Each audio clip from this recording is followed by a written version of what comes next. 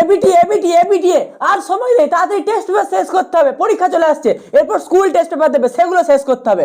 তো চলো শুরু করি। দেখো প্রথমে রয়েছে সিন। সিন কোথা থেকে রয়েছে? দেখো of course there was nobody for us to play with on the big half moon. দেখো এইটা রয়েছে হচ্ছে আওয়ার রানওয়ে কাইট থেকে। তাহলে আমরা বুঝতে পারছি এটা আওয়ার রানওয়ে কাইটের সিন। দেখো যদি আমরা দেখছি আওয়ার রানওয়ে কাইট থেকে কিন্তু ম্যাক্সিমাম সিন আছে, অর্থাৎ তুমি বুদ্ধিমান, আশা করছি বুঝতে পেরেছো।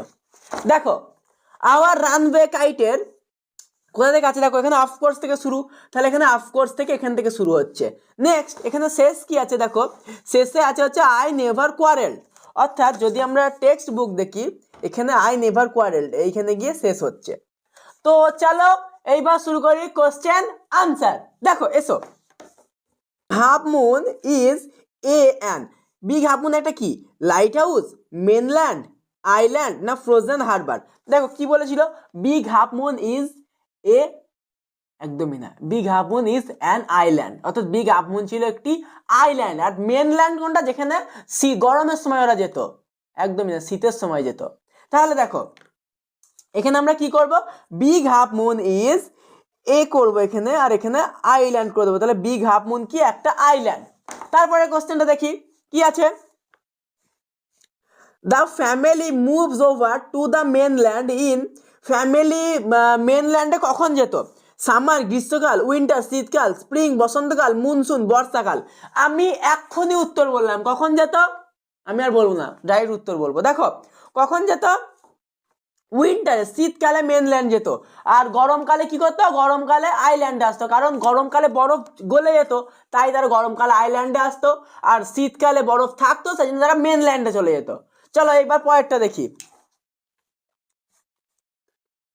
নাও the family members of the narrator, এখন ফ্যামিলি মেম্বার ন্যারেটরে কতজন ছিল? অপশন কি কি আছে? 3 3জন, 4 4জন, 5 5জন, 6 6জন। দেখো কজন ছিল? গুনে দেখো, গুনে দেখো, সিন থেকে গুনে দেখো, সিনের মধ্যেই আছে। হ্যাঁ ঠিক, 6জন, 6জন ছিল তার ফ্যামিলি মেম্বার। তাহলে এখানে উত্তর হবে 6।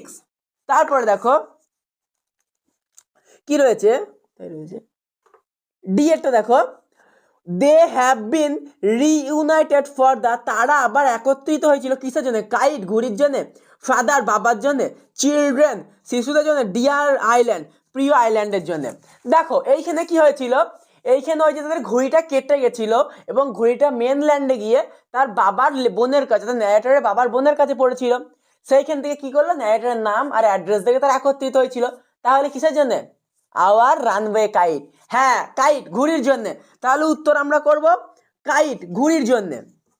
তারপরে দেখো দ্য ন্যারেটর অ্যান্ড ক্লড, লেখক এবং Claude would have like to have someone, তারা একে অপরকে পছন্দ করতো, উইথ দেম তাদের কিসের? কোয়ারেল ঝগড়ায়, ফ্লাই কাইটস ঘুরে নয়, প্লে খেলাতে, না লিভ বসবাসে। দেখো তারা একে অপরে খেলা করতো, কোথাও বলেন তারা কোয়ারেল বা ঝগড়া করতো, কি বলা আছে বরঞ্চ দেখো শেষ লাইনটা দেখো সিনের, আই নেভার কোয়ারেল, বা সরি হ্যাঁ আই নেভার কোয়ারেল, অর্থাৎ Claude and I never quarrel, অর্থাৎ ওরা কোনদিন ঝগড়া করতো না, পরিষ্কার বলা আছে। তাহলে কোয়ারেল হবে না, তাহলে কি খেলা, আর একটাই তো আছে, তাহলে খেলা করে দেবো। কি করব? প্লে। তারপরে দেখো এইবার আছে হচ্ছে complete the following sentence, sentence পূরণ করো with information from the text, text থেকে ইনফরমেশন নিয়ে। দেখো কি আছে, when spring comes the family, যখন স্প্রিং আসতো ফ্যামিলিতে, ওরা কি করতো? কি করতো ভাবো, কি করতো? দেখো সিনে দেখি তারা কি করতো, তাদের প্রিয় আইল্যান্ডে ফিরে যেত। As soon as spring comes back we sail to our own dear island. তা দেখো আমরা তাহলে ডাইরেক্ট উত্তরে এভাবে লিখতে পারি না, একটু এডিট করি উত্তরে।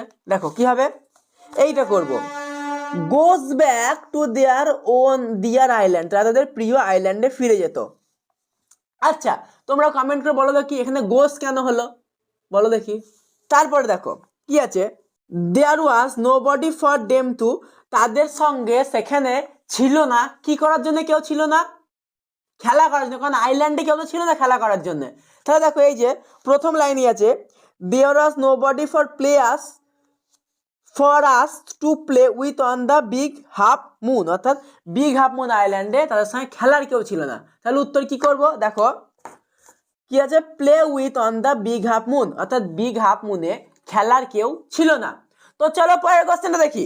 দেখো, people always pitied them when, দেখো এখানে পিটেড মানে হচ্ছে করুণা করা, কিন্তু এখানে করুণা করা না, এখানে হবে মায়া লাগা বা তাদের মায়া লাগতো। মানুষদের মায়া লাগতো কখন, যখন তারা মেন আইল্যান্ড থেকে চলে আসতো, মেনল্যান্ড থেকে আইল্যান্ডে আসতো, তখন মানুষের মায়া হতো। হ্যাঁ, সেটাই করবো। দেখো, দ্য টাইম, সেই সময়, for them to return to the island, যখন তাদের আইল্যান্ডে ফিরে আসতে হতো। এইটা হচ্ছে উত্তর, বোঝা গেল।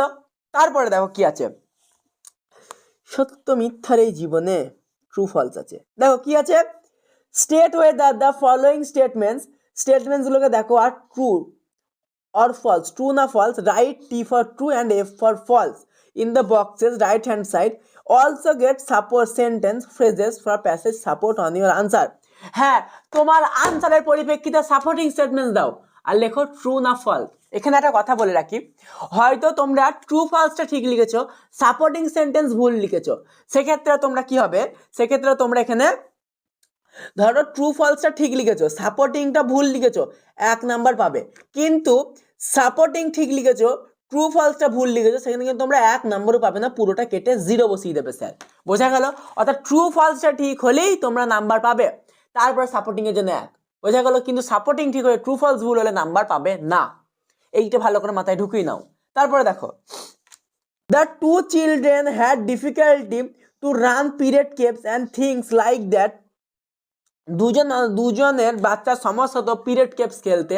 দেখো এইখানে কি, এটা ট্রু না ফলস? এই উত্তরটা হবে হচ্ছে ট্রু, অর্থাৎ ঠিক। সাপোর্টিং কোটেশন আমরা কি দেবো, it is hard to run period capes and thing like that with only two, অর্থাৎ আমাদের দুজনার এই পিরিয়ড কেপস গেমটা খেলতে সমস্যা হতো। তারপরে দেখো কি আছে, when the harbor was frozen over, যখন হারবার জমে যেত, they all moved to the island, তারা সবাই আইল্যান্ডে ফিরে আসতো। ট্রু না ফলস? হ্যাঁ ঠিকই তো, যখন বন্ধ জমে যেত আইল্যান্ডে তো ফিরে আসতো। আরে না ভাই, আইল্যান্ডে না, তারা মেনল্যান্ডে ফিরতো। আবার বলছি, আইল্যান্ড মানে যেখানে তারা থাকতো, অর্থাৎ যেখানে লাইট হাউস ছিল, আর মেনল্যান্ড মানে হচ্ছে যেটা মেনল্যান্ড, অর্থাৎ সমুদ্রের ওপারে যেটা তাদের বাড়ি ছিল বা যেখানে তাদের মেন বাড়ি। তাহলে দেখো এখানে কি ফলস করব, সাপোর্টিং কোনটা দেবো, in winter when the harbour is frozen over we all move over the mainland, অর্থাৎ যখন শীতকালে হারবার জমে যেত আমরা সবাই মেনল্যান্ডে চলে যেতাম। তারপরে দেখো রয়েছে পোয়েম, কবিতা। কবিতা কি রয়েছে, two glass or leaf or fruit or ওয়াল, তাহলে দা স্নেল। দেখো এইখানে রয়েছে দা স্নেল কবিতা থেকে, কার লেখা, উইলিয়াম কুপার। তো চলো কোথায় আছে দেখো, two glass or leaf or fruit এখান থেকে শুরু হয়েছে, আর শেষ কোথায় হয়েছে আমরা দেখব, শেষ হয়েছে অর্থাৎ হোল ট্রেজার, তার সব সম্পত্তি, অর্থাৎ এইখানে অর্থাৎ এই পুরো 62 পেজটায় রয়েছে, সিন প্যাসেজের এই পুরো 62 পেজটাই রয়েছে। তো চলো এবার কোশ্চেন আনসার দেখে নিই। দা স্নেলের ভিডিওটা আমাদের চ্যানেলের ডিটেলসে দেওয়া আছে, এইখানে লিঙ্ক থাকবে, তোমরা গিয়ে দেখে নাও। বেশ, চলো কোশ্চেন আনসার দেখি এবার। The snail does not fear to, স্নেলের ভয় নেই কিসের, স্টিক, গ্রো, টাচ, ফল। দেখো স্নেলের পড়ে যাওয়ার কোনো ভয় নেই, অর্থাৎ কি বলেছে যে স্নেলের পড়ে যাওয়ার কোনো ভয় নেই, তাহলে উত্তর কি হবে, হ্যাঁ উত্তর হবে ফল। এই যে আইভি হচ্ছে উত্তর, এইটা হবে ফল, স্নেলের পড়ে যাওয়ার কোনো ভয় নেই। তারপরে দেখো, within that house secure he hide, here house refer safety house. এখানে হাউস কি রেফার করেছে, দেখো house refer to the snail house, guest house, snail shell, না সেফটি হাউস। দেখো এইখানে স্নেল সেল, অর্থাৎ স্নেলের সেলকে রেফার করে, কারণ যখন সে অনুভব করে, স্নেলটা অনুভব করছে তার বিপদ আসছে, সে কি করে, নিজেকে গুটিয়ে নেয় তার সেলের ভেতরে, অর্থাৎ এইটা তার সেলকেই রেফার করছে। তারপরে দেখো, the snails power of sensitivity, অর্থাৎ স্নেলের যে সেন্সিটিভ যে পাওয়ারটা, সেইটা কি পাওয়ার, ভীষণ হারে সেন্সিটিভ পাওয়ার। যদি তুমি স্নেলের হর্ন একবার টাচ করো বা স্নেলের বডিতে একবার টাচ করো, কীভাবে স্নেল সঙ্গে সঙ্গে নিজেকে সেলে গুটিয়ে নেবে। তাহলে আমরা কি দেখবো, অপশনগুলো দেখে নিই। স্ট্রং, ওয়েল, স্লাইড, স্লাইসড, অর্থাৎ স্লাইসড হবে উত্তর। এখানে লেখক বল দিয়েছিল দেখো, but his horn the slice touch, যদি তুমি হর্নকে স্লাইস টাচ করো সে নিজেকে গুটিয়ে নেবে, তাহলে উত্তরটা হলো স্লাইসড। তারপরে দেখো, the snail well satisfied with his, snail তার সন্তুষ্ট ছিল তার কি নিয়ে, চ্যাটেলস হিউজ ট্রেজার হিমসেলফ না বিগ হাউস। দেখো এখানে স্নেল কি বলেছে, স্নেল নিজেকে নিয়েই সন্তুষ্ট, তার কোনো পার্টনার দরকার নেই, কোনো বন্ধু দরকার নেই। এই ধরো আমাদের যেমন চ বন্ধু ঘুরে আসি, আমি একা যাবো, তুইও চ, একা কেন যাবো? কিন্তু স্নেলের ওটা নয়, স্নেল একা জীবন যাপন করে, বরঞ্চ স্নেল কাউকে দেখলে তার খাবারটা তাড়াতাড়ি খায়। ওই জন্য স্নেল নিজেকে নিয়ে সন্তুষ্ট, তার কোনো বন্ধু নেই। তাহলে কি হবে এখানে উত্তরটা? হ্যাঁ ঠিক ধরেছ, এই যে হিমসেলফ, এইটা হবে উত্তর। তারপরে কোশ্চেনটা দেখো, where does the snail hide at the time of danger. Where বলতে কোথায়, স্নেল কোথায় লুকিয়ে পড়ে যখন বিপদ আসে? ওই যে তার সেলে লুকিয়ে পড়ে স্নেল। হ্যাঁ এইটাই আমাদের ঠিক করে লিখতে হবে। কি বলেছি, এসে কিউ একটু গুছিয়ে ভালো করে লিখবে, নাম্বার ভালো পাবে। তো চলো আমরা লিখে নিই, দেখি। দেখো কি হবে, the snail hides within his shell at the time of danger. হ্যাঁ দেখো ঠিক এইটুকুই লিখবো, অর্থাৎ আমরা এই জিনিসটাকে গুছিয়ে ভালো করে লিখবো। কি লিখেছি, স্নেল তার সেলে লুকিয়ে পড়ে যখন সে বিপদ অনুভব করে। তারপরে দেখো, when does the snail shrink into his house. Snail কখন তার হাউসে শ্রিঙ্ক করে? দেখো এই জিনিসটা যদি আমরা দেখি, আছে he shrinks into his house with mass displeasure. অর্থাৎ শ্রিঙ্কস, সে তার ঘরের ভেতর ঢোকে হতাশ হয়ে। কেন? ধরো তোমাকে কেউ জ্বালালো, ধরো আমাকে কেউ এইভাবে মারলো, আমি কি হলো, দেখবি আমাকে এক চাটি মারবো, এইরকম। এবার স্নেলেরও ঠিক এইরকমই হয়, সেও বিরক্ত হয়, চল খেয়ে দিয়ে কাজ নেই, এইরকম একটা ব্যাপার। ওই জন্য স্নেল হতাশ হয়ে ঢুকে পড়ে। হ্যাঁ এইটাই আমরা ঠিক করে লিখবো। The snail shrieks into his house when his horns are touched even slightly. অর্থাৎ স্নেলের হর্ন যখন হালকা করে টাচ করা হয় তখন স্নেল তার ঘরের ভেতরে ঢুকে পড়ে। এইটাই উত্তর। তো চলো এইবার আনসিন, জীবনে না দেখা কিছু জিনিস আমরা দেখবো। দেখো এইবার আছে আনসিন, অর্থাৎ জীবনে যেগুলো আমরা কোনোদিন দেখিনি। হ্যাঁ কিন্তু পরীক্ষায় আমরা আনসিন কমন পেতে পারি, কি করে আমি কিন্তু বলে দিয়েছি। দেখো এখানেও আনসিন রয়েছে, কি, নেতাজি সুভাষচন্দ্র বসুকে নিয়ে। তো চলো দেখে নেই কি আছে। দেখো, রিড দ্য প্যাসেজ কেয়ারফুলি, প্যাসেজটাকে কেয়ারফুলি পড়ো and answer the question that follow, এবং যেভাবে আনসার দিতে বলা আছে। অল অ্যালং, সব কিছুতেই সুভাষ ওয়াজ এ মেরিটোরিয়াস স্টুডেন্ট। সুভাষ ছিল একজন মেধাবী ছাত্র। হি stood second in the entrance exam the final school living examination. অর্থাৎ সে সেকেন্ড হয়েছিল এন্ট্রান্স এক্সাম, যেটা ছিল তার ফাইনাল লিভিং এক্সামিনেশন, যেটা স্কুল থেকে। হি স্টাডিড ফর অনলি 8 months, সে 8 মাস পড়েছিল with intense concentration and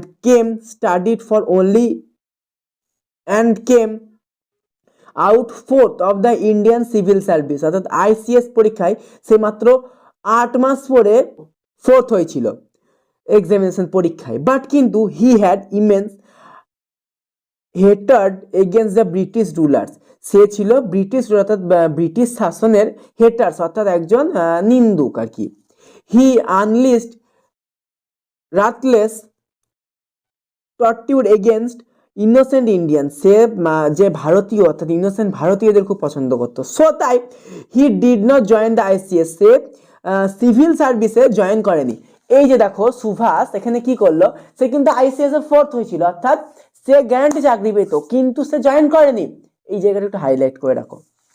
instead he rode to Deshbandhu Chittaranjan Das for joining the freedom movement, এবং তার পরিবর্তে সে দেশবন্ধু চিত্তরঞ্জন দাস এনাকে কি লেখে, জয়েনিং এর জন্য একটা চিঠি লিখে, কোথায় না, ফ্রিডম মুভমেন্ট অর্থাৎ স্বাধীনতা সংগ্রামের কাজে। Soon he became so popular that while he was abroad he was elected president of Haripura Congress in Gujarat in 1938। এই জায়গাটা একটু দাগিয়ে রাখো। তাই সে খুব তাড়াতাড়ি খুব জনপ্রিয় হয় এবং প্রেসিডেন্ট হয় কোথাকার, হরিপুরা কংগ্রেস গুজরাটের 1983 সালে। He was elected president also Tripura Congress in Madhya Pradesh. এছাড়াও সে ত্রিপুরা কংগ্রেসেরও প্রেসিডেন্ট হয় মধ্যপ্রদেশে 1939 সালে। The countryman elected him the post of mayor of Kolkata. সে কলকাতার মেয়র হয় ইন 1930 সালে।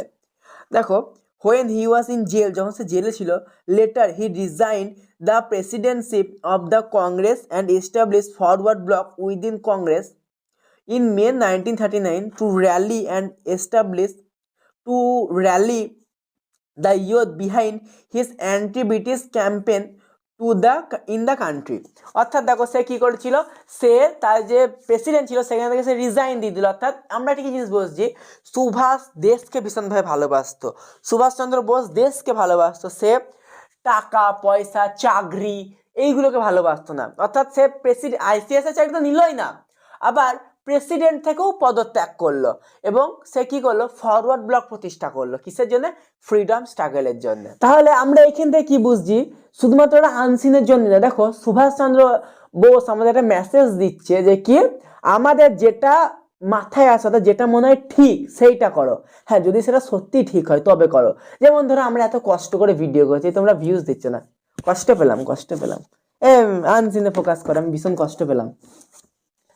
দেখো Netaji Subhas Chandra was not a man to appeal to the grace of the British rulers for freedom of the country. সে অভিবাদন অর্থাৎ একসেপ্ট করেনি, সে সবসময় হেট করতো। তার পরের লাইনটা তাকে বুঝতে পারবে, he hated any idea of compromising with anything unjust and wrong. অর্থাৎ সে সব ভুল এবং যেগুলো মনে হয়েছিল তার যে এগুলো ঠিক নয়, কম্প্রোমাইজ করা উচিত নয় এর সাথে, সেগুলো কম্প্রোমাইজ করতো না।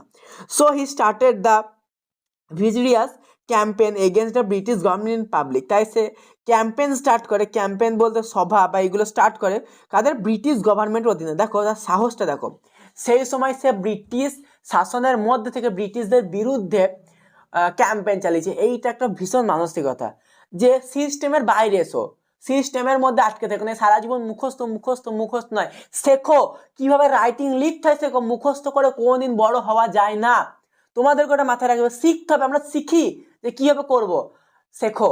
আর শেখার জন্য আমাদের হোয়াটসঅ্যাপ গ্রুপে জয়েন্ট হও। গ্রুপের লিঙ্ক ইউটিউবে ফার্স্ট কমেন্টে এবং ডেসক্রিপশনে দেওয়া থাকবে। দেখো এই পিডিএফটা আমরা হোয়াটসঅ্যাপ গ্রুপে দিয়ে দেবো, তোমরা তাড়াতাড়ি গ্রুপে জয়েন হও এবং তোমাদের এই পিডিএফটা থাকবে পাসওয়ার্ড প্রোটেক্টেড। কারণ তোমরা শিখছো না, শুধুমাত্র এই দেখো পিডিএফ দেখে করে নিলেই তো হয়ে যাবে না, শিখতে হবে। কারণ আমরা শিখে মাধ্যমিকে ভালো নাম্বার পাবো। তাহলে তোমরা এই ভিডিওটা দেখো, ভিডিওর মধ্যেই কোথাও পাসওয়ার্ড আছে, এই পাসওয়ার্ডটা দিয়ে পিডিএফটা ওপেন করে নাও। আগে প্র্যাকটিস করবে, তারপর পিডিএফ দেখে ম্যাচ করবে। তো চলো পরেরটা দেখে নেই। Foreign rulers sent him behind the bars but could not curb his indomitable spirit.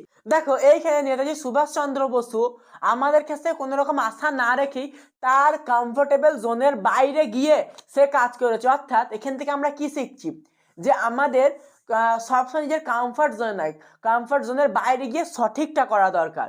এই যে এইখানে শুধুমাত্র মুখস্থ করেই নয়, আমাদের কি করতে হবে, মুখস্থ করেই নয়, তোমাদেরকেও করতে হবে, শিখতে হবে। কেন হচ্ছে প্রশ্ন করতে শেখো, দাদা এই উত্তরটা কেন করালে, কেন এটা হলো, এই প্রশ্নটা করো। হ্যাঁ, এই প্রশ্ন করার জন্য তোমরা আমাদের গ্রুপে মেসেজ করতে পারো বা ডাইরেক্ট হোয়াটসঅ্যাপে মেসেজ করতে পারো। বেশ, তাহলে চলো এবার তারপরে আনসারটা দেখে নিই। ইন দ্য থার্ড উইক, তৃতীয় সপ্তাহে অফ জানুয়ারি 1941 সালে, befooling the British police force, he escape from internment in his own house and went to Germany in disguise. অর্থাৎ কি করলে এখানে সে ব্রিটিশদের চোখে ধুলো দিয়ে সে কোথায় চলে গেল, তার বাড়ি থেকে জার্মানি চলে গেল, কারণ তাকে বাড়িবন্দি করা হয়েছিল। সে বাড়ি থেকে জার্মানি চলে গেল। তারপরে দেখো from there he went to Japan, তারপরে সে সেখান থেকে জাপান গেল। ট্রাভেলিং আন্ডার ওয়াটার, জলের ভেতর দিয়ে তোমার অর্থাৎ জলপথে যাত্রা করতে করতে। ইন এ সাবমারিনে। ফ্রম জাপান থেকে হি ওয়েন্ট টু সিঙ্গাপুর গেছিল। And built up the Azad Hind Fauj, এইখানে দাগ দাও, এবং আজাদ হিন্দ ফৌজ গঠন করেছিল। And proclaimed the formation of the Azad Hind government, এবং আজাদ হিন্দ গভর্নমেন্টের দাবি করেছিল। হি ওয়াজ কল্ড, তাকে ডাকা হয়েছিল Netaji, by the soldiers of the Azad Hind Fauj, তাকে আজাদ হিন্দ ফৌজের দ্বারা নেতাজি ডাকা হয়েছিল। The first Indian national army, এটা ছিল প্রথম ভারতের ন্যাশনাল আর্মি। দেখো এইখানে আমরা কি দেখলাম, সে কিন্তু তার নাম নেতাজি ছিল না, তার নাম ছিল সুভাষচন্দ্র বোস। নেতাজি তাকে কে বলেছিল? হ্যাঁ, আজাদ হিন্দ ফৌজ থেকে তাকে নেতাজি ডাকা হয়েছিল। এই জিনিসটা দাগ দিয়ে রাখবে।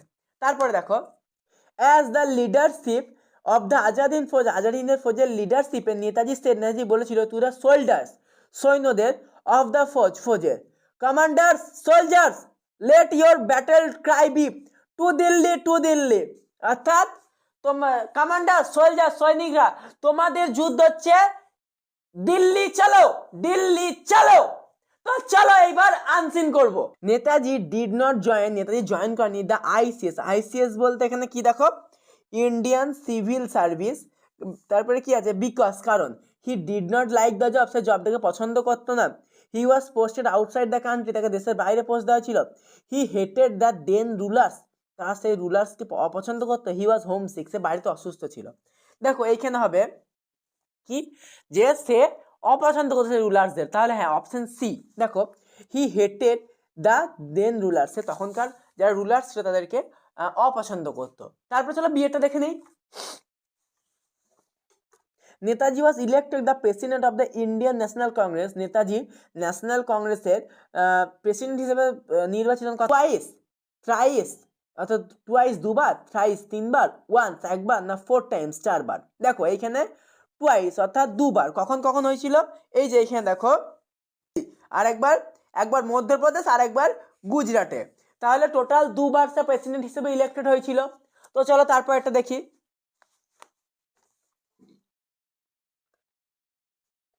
Netaji's election from inside the jail as the mayor of Calcutta corporation shows his popularity. নেতাজির যে জেলের ভেতর থেকে ইলেকশন হয়েছিল সেখানে তার যে পপুলারিটি দেখানো হয়েছিল, কিসের মাধ্যমে দেখানো হয়েছিল, টিভিতে। তখন টিভি দেখানো হয়নি, দেখো কোথায় দেখানো হয়েছিল। Among the freedom fighters, among the message, among the imitates of the jail, among the corporation workers. হ্যাঁ ঠিক ধরেছো, অ্যামং দ্য মেসেজ অর্থাৎ এর দ্বারা দেখানো হয়েছিল। Netaji campaign against the foreign rulers to force them to give some benefits, to force them to leave India, to change their heart, to defeat them in the election. দেখো এইখান থেকে হয়েছিল তাদের ভারত থেকে বের করার জন্য, তাহলে এটা কি হবে, to force them to leave India, তাদেরকে জোর করে ভারত থেকে বের করার জন্য। তারপরে দেখো Netaji was elected the mayor of Kolkata, Netaji কলকাতার মেয়র হিসেবে নির্বাচিত হন ইন কত সালে, 1903, 1938, 1939 না 1930। দেখো এইখানে কি আছে, মেয়র হিসেবে, দেখো মেয়র অফ কলকাতা ইন 1930 অর্থাৎ 1930 সালে, তাহলে এখানে আনসারটা কি হবে 1930 ডি। তারপরে দেখো the above passage in an adoption from, এই অ্যাবাভ প্যাসেজটা হচ্ছে কত না, এ রিপোর্ট, একটা রিপোর্ট, এ স্টোরি, একটা স্টোরি, এ বায়োগ্রাফি, একটা বায়োগ্রাফি, অ্যান্ড অটোবায়োগ্রাফি। দেখো এইখানে আমাদের আনসিনে কি রয়েছে, অ্যাকনলেজমেন্ট WBBSC। দেখো WBBSC কি বলতো, তোমাদের board, West Bengal board of secondary education, অর্থাৎ যেই বোর্ডটা মাধ্যমিক কন্ডাক্ট করে, তোমাদের বোর্ড তোমরা জানো। এটা একটা বায়োগ্রাফি অর্থাৎ জীবনী থেকে নেওয়া, তাহলে আমরা এখানে কি করব, এটা এ বায়োগ্রাফি অর্থাৎ বায়োগ্রাফি থেকে নেওয়া। তারপরে দেখো আমি এত পড়লাম, তোমরা জানো কি ফান্ডটা এখানে রয়েছে, T for true, F for false, আর সাপোর্টিং সেন্টেন্স বা প্যাসেজ। তাহলে চলো সাপোর্টিং স্টেটমেন্ট দেখি। এসো এসো এসো এসো এসো। দেখো Netaji Subhash went to Japan in, Subhash Japan চলে গেছিল ডিসগাইজ অর্থাৎ ছদ্মবেশে। হ্যাঁ দেখো এইটা একদম ঠিক, কারণ এইখানে আমরা লাইনটা পাচ্ছি। দেখো when to Germany in disguise অর্থাৎ নেতাজি সুভাষ জার্মানি গেছিল তার বাড়ি থেকে ছদ্মবেশে, তাহলে আমরা এখানে কি করব, he went to Germany in disguise, from there he went to Japan. The British rulers unleashed brutal torture against innocent Indian, অর্থাৎ ব্রিটিশ রুলার কি আনলিস্ট করা বন্ধ করেছিল। দেখো ভালো করে দেখো, কিন্তু আনলিস্ট আছে, লিস্ট নেই কিন্তু, অর্থাৎ দেখো একটু যে কোশ্চেন সেটা সে কথাটা ঘুরিয়ে দিয়েছে। হ্যাঁ এই ঘোরানো কোশ্চেন তোমাদের দেখতে হবে, অর্থাৎ ভালো করে পড়ো, আমরা এগুলো করাচ্ছি কনসেপ্ট ক্লিয়ারের জন্য, উত্তরের জন্য নয়। PDF দিলে উত্তর মিটে যেত, কিন্তু না, আমরা কনসেপ্ট ক্লিয়ার করাচ্ছি। তাহলে এটা কি হবে, ট্রু। হ্যাঁ এটা হবে ট্রু। সাপোর্টিং কি, the British rulers who unleashed ruthless torture against innocent Indians, এইটা হবে হচ্ছে সাপোর্টিং স্টেটমেন্ট। তো চলো কয়েকটা দেখি। The British government was successful to curb his uncompromising spirit by sending him into jail, অর্থাৎ ব্রিটিশ গভর্নমেন্ট সফল হয়েছিল বোসকে, অর্থাৎ নেতাজি সুভাষচন্দ্র বোসকে জেলের ভেতর ঢুকিয়ে তার কম্প্রোমাইজ করার জন্য, কিন্তু না, নেতাজি সুভাষচন্দ্র বোস কম্প্রোমাইজ করেননি, তাহলে এটা ফলস। দেখো এটা আমরা ফলস করব। তারপর সাপোর্টিং কি হলো, but could not curb his indomitable spirit, অর্থাৎ সে তার যে স্পিরিট, অর্থাৎ আমি কি বললাম, যে সে তার মানসিকতা পাল্টায়নি, সে প্রতিবাদ করেছিল, প্রতিবাদ সে করেছিল। অর্থাৎ তোমাদেরকেও এইটা দেখে শিখে তোমাদেরকেও জানতে হবে যে শিখবো কেন এটা হলো, প্রশ্ন করো এটা কেন হলো। মনে রেখো কোনো জিনিস কারণ ছাড়া হয় না, বোঝা গেল। ওই তোমাকে যে সে হ্যাঁ বলছে না, এটাও কিন্তু কারণ ছাড়া নয়, নিশ্চয়ই তার মধ্যে কিছু ফল্ট আছে, হ্যাঁ বলছে না। তো চলো, বা তার মধ্যে ফল্ট আছে, বেশ দেখো, আনসার দ্য ফলোয়িং কোশ্চেন্স। এইটা কি বলেছে যে ফলোয়িং কোশ্চেনের উত্তর দাও। How did Subhash fare in ICS examinations? দেখো সুভাষ কত মানে র্যাঙ্ক কত ছিল? ফোর্থ। তাহলে আমরা কি লিখবো? He stood fourth in the ICS examination, অর্থাৎ সে ফোর্থ র্যাঙ্ক করেছিল আইসিএস এক্সামিনেশনে। তারপরে দেখো, why did Netaji Subhash establish forward Bloc? কেন নেতাজি সুভাষ ফরওয়ার্ড ব্লক প্রতিস্থাপন করেছিল? কেন করেছিল? দেখো, he establish forward bloc to rally of youth behind his anti British campaign, অর্থাৎ সে কি চেয়েছিল যে যুবকদের তার যে অ্যান্টি ব্রিটিশ ক্যাম্পেন সেখানে সামিল করা, আর তার একমাত্র উপায় তার কাছে ছিল ফরওয়ার্ড ব্লক প্রতিষ্ঠা করা। তাই সে ফরওয়ার্ড ব্লক প্রতিষ্ঠার মাধ্যমেই এই ক্যাম্পেন শুরু করেছিল। তারপরটা দেখো, when and how did Subhash escape from India? দেখো এখানে দুটো কোয়েশ্চেন আছে, একটা হচ্ছে হোয়েন আর একটা হচ্ছে হাউ, অর্থাৎ কখন আর কিভাবে সুভাষ ভারত থেকে চলে গেছিল। দেখো, in the third week of January 1941, অর্থাৎ জানুয়ারি থার্ড উইকে 1941 সালে, হি এসকেপ বাই বিফুলিং, অর্থাৎ বাই ব্রিটিশ পুলিশ, ব্রিটিশ পুলিশকে সে বোকা করে, and living home in disguise, say British পুলিশের চোখে ধোকা দিয়ে অর্থাৎ ছদ্মবেশ ধারণ করে সে তার বাড়ি থেকে চলে গেছিলেন। তারপরে দেখো, what was the first Indian national army and where was it built up? অর্থাৎ what was the first Indian national army, ভারতের প্রথম আর্মি কি, অ্যান্ড হোয়ার, হোয়ার মানে কোথায়, ওয়াজ বিল্ট আপ এটা গঠন হয়। দেখো আমি এটা দাগিয়ে রাখতে বলেছিলাম। From Japan he went to Singapore and built up the Azad Hind Fauj and proclaimed the formation of the Azad Hind government. He was called Netaji. The soldiers of Azad Hind Fauj, the first Indian National Army as the leadership Azad Hind Fauj. দেখো আমরা এইটুকু পড়লেই উত্তরটা পেয়ে যাচ্ছি। হ্যাঁ, এইটুকু পড়লেই উত্তরটা পেয়ে যাচ্ছি। তাহলে দেখো কি হবে, the first Indian National Army was the Azad Hind Fauj and it was built up in Singapore, অর্থাৎ এটা সিঙ্গাপুরে। এইবার দেখো আমাদের এই যে গ্রামার, হ্যাঁ চলো গ্রামারটা দেখে নেই। দেখো section B, grammar and vocabulary. দেখো প্রথমটা কি রয়েছে, write the correct alternatives to fill in the blanks. Fill in the ব্ল্যাঙ্কসে কারেক্ট অল্টারনেটিভটা রেখো। The engine found, was found না ইজ ফাউন্ড? দেখো এইখানে কি হবে, আগে পুরো লাইনটা পুরো বুঝতে পারবে। Is a disused well nearby, when it's back up I prayed to heaven to save me from fresh troubles, but when the owner of the house saw was seen a sees what happened was happening, what had happened, he laughed heartily. দেখো এইখানে আমরা কি করব, the engine was found, তারপরে উত্তরটা কি করব, দেখো saw, তারপর উত্তরটা had happened। এইটা ছিল তিনটে উত্তর। মনে রাখবে এই তিনটে উত্তরের জন্য কিন্তু 3 নাম্বার রয়েছে, অর্থাৎ এই 3 নাম্বারে তিনটে উত্তর রয়েছে, অর্থাৎ তাহলে ভালো করে এটা। A man stood holding on pole, তারপরে গেছে ড্যাশ ইয়েলো, ড্যাশ ইয়েলো জায়গায় হবে of yellow red green and purple balloons were balloons flying, তারপরে এটা কি হবে, ফ্লাইং ইন ইট। তাহলে এটা কি হলো, এক হলো অন, দুই হলো অফ, তিনে হলো ইট। তো চলো এবার আমরা দেখে নেই ডু অ্যাজ ডিরেক্টেড, অর্থাৎ যেমন বলা তেমন। Rewrite the following sentence according to the instruction given in brackets, অর্থাৎ এই যে ব্র্যাকেটে যে ইনস্ট্রাকশনগুলো দেওয়া রয়েছে এই ইনস্ট্রাকশন ওয়াইজ আমাদের চেঞ্জ করতে হবে। এইখানে দেখো কোশ্চেনের থেকে ইনস্ট্রাকশন বড়। ঠিক ঠিক। I took the frightened angry boy by the hand, change the voice. এইভাবে বললে না ভয়েস চেঞ্জ, দেখো কিভাবে বলবো, I took the frightened angry boy by the hand. এ ভয়েসই তো চেঞ্জ করলাম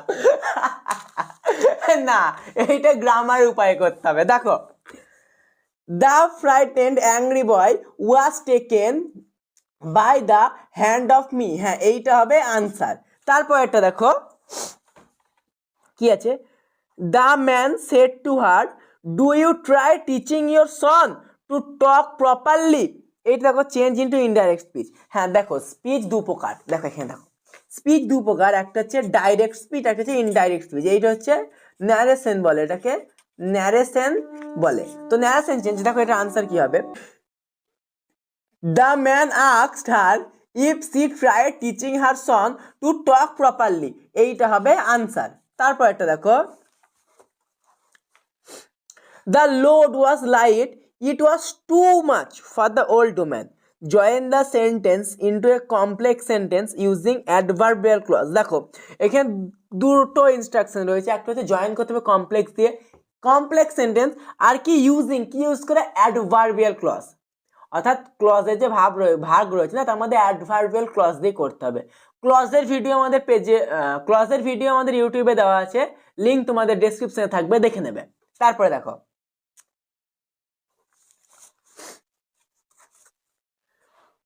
though the load was light, it was too much for the old man. তারপরে দেখো এরপর যে ফ্রেজাল ভার্ব।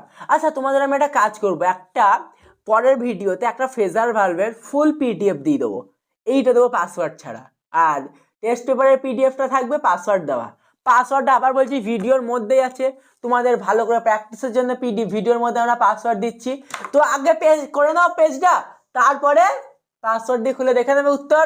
তো চলো দেখো কি আছে, the brave never surrenders to evil, অর্থাৎ সাহসীরা কোনোদিন কি হয় শত্রুর কাছে হেরে যায় না বা খারাপ লোকের কাছে হেরে যায় না। হ্যাঁ তুমি সাহসী, তুমি কোনোদিন হেরে যাবে না, মনে রেখো কোনোদিন হারবে না। কোনো রকম সমস্যা হলে আমাকে ডাইরেক্ট মেসেজ করো, হারবে না, জীবনে হারতে শিখতে নেই, ডাইরেক্ট আমাকে কল করো, আমি সাহায্য করবো, অর্থাৎ জীবনে হেরে নেই, আমরা করে দেখাবো, আমরা পারবো।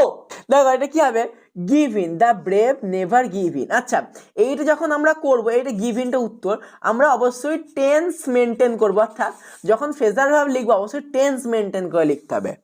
যেমন দেখো, the girl was rare carelessly, অর্থাৎ এইখানে দেখো রেয়ার রয়েছে, এইখানে আমরা ভার্ব কিভাবে মেনটেন করছি দেখো, এখানে আমাদের সাপোর্টিং বক্সে কি আছে দেখো, এইখানে কোনো কারণে সাপোর্টিং লিস্ট দেয়নি বা ওরা হয়তো দিতে ভুলে গেছে, চিন্তা কি বলেছি না, হারবো না যাই হয়ে যাক, তোমাদের দাদা সাপোর্টিং লিস্ট দিয়েছে, দেখো এই যে সাপোর্টিং লিস্ট, আমরা এইগুলো দেখে করব।